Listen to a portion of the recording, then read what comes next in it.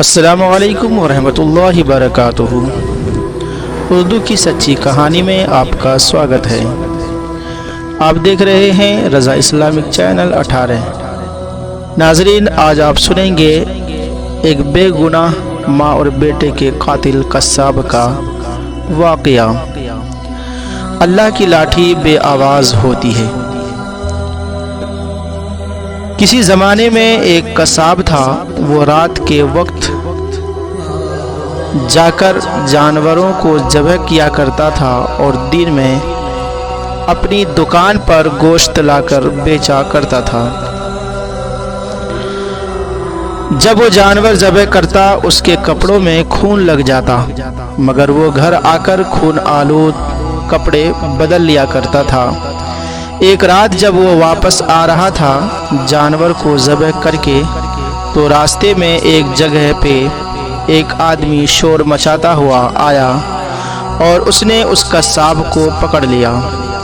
جب پکڑ لیا تو قصاب نے دیکھا کہ اس آدمی کے جسم سے خون بہہ رہا ہے، اور قصاب حیران ہوا۔ اتنے میں اس آدمی کی جان نکل گئی۔ قصاب نے دیکھا کہ اس آدمی کے جسم میں ایک چھری تھی جو کسی نے اس کو گھونپ دی تھی۔ اب جو قتل کرنے والا تھا وہ بھاگ گیا، اور مقتول نے اندھیرے میں یہ سمجھا کہ اس قصاب نے مجھ کو قتل کیا ہے، اور اتنے میں وہ آدمی مر گیا اور لوگ ادھر اکٹھے ہو گئے۔ اب لوگوں نے اس قصاب کو بھی دیکھا، مقتول کو بھی دیکھا، اور قصاب کے کپڑوں میں جو خون لگا تھا وہ بھی دیکھا۔ لوگوں نے قصاب کو پکڑ لیا۔ تم نے اس آدمی کو قتل کیا ہے، اور قاضی کے پاس لے گئے۔ قصاب پر مقدمہ چلائی گئی۔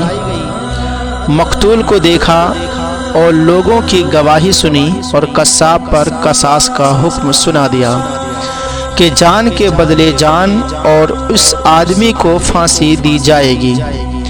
اس کی آنکھوں سے آنسو نکل رہے تھے، اور جو لانے والا پولیس افسر تھا اس نے کہا، تم کیوں رو رہے ہو؟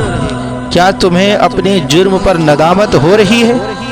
تو اس قصاب نے کہا کہ ہاں، ندامت تو ہو رہی ہے، لیکن میں اس بندے کا قاتل نہیں ہوں جس کے قتل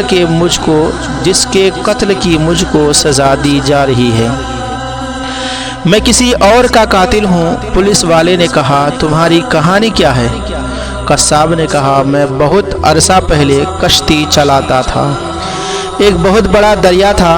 دریا کے اس کنارے سے دوسرے کنارے تک لوگوں کو پہنچاتا تھا۔ ایک دن ایک عورت اور اس کی لڑکی میری کشتی میں سوار ہوئی۔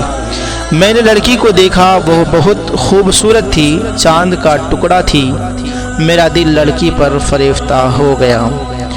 میں نے لڑکی کو اشارے سے بات کی، اور اس لڑکی نے بھی مجھ سے اشارے میں بات کی، یہاں تک کہ ہم میں ایک تعلق بن گیا۔ لڑکی نے کہا، میں نکاح کے بغیر تمہارے پاس نہیں آ سکتی، لہٰذا تم کو مجھ سے محبت ہے تو میرے ماں باپ سے رشتے کی بات کرو۔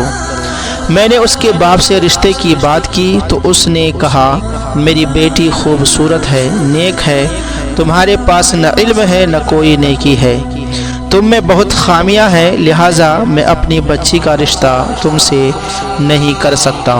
میں بہت مایوس ہوا، اور میرے 2 سال گزر گئے کہ ایک دن میں کشتی چلا رہا تھا کہ ایک عورت کشتی میں سوار ہوئی، اس کے ساتھ اس کا ایک بچہ بھی تھا۔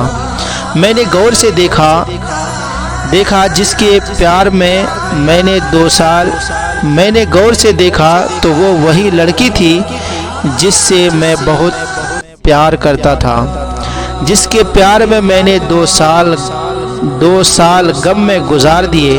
میں نے اس سے بات کرنا شروع کر دی۔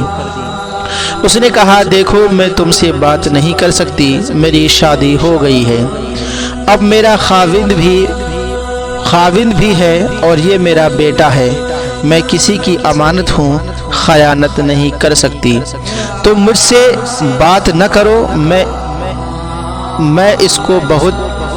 اس کو بہت باتوں سے مائل کرنا چاہا، مگر وہ بت بن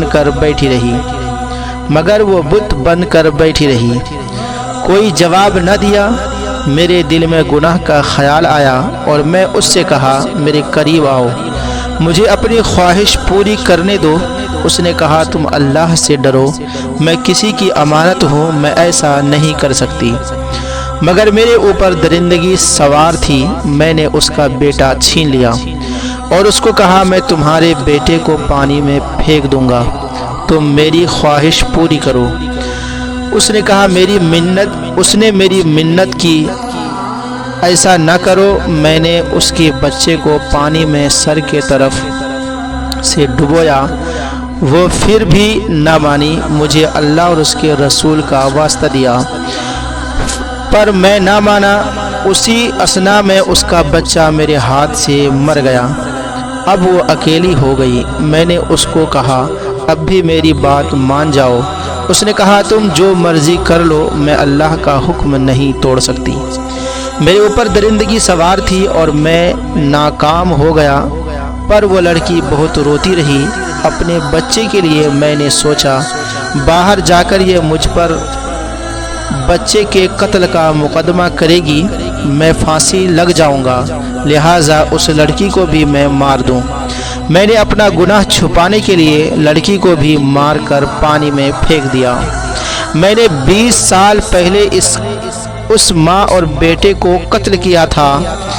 ڈر کے مارے میں نے کشتی کا کام چھوڑ دیا اور قصاب کا پیشہ اختیار کر لیا، مگر اللہ تعالیٰ کی لاٹھی بے آواز ہے۔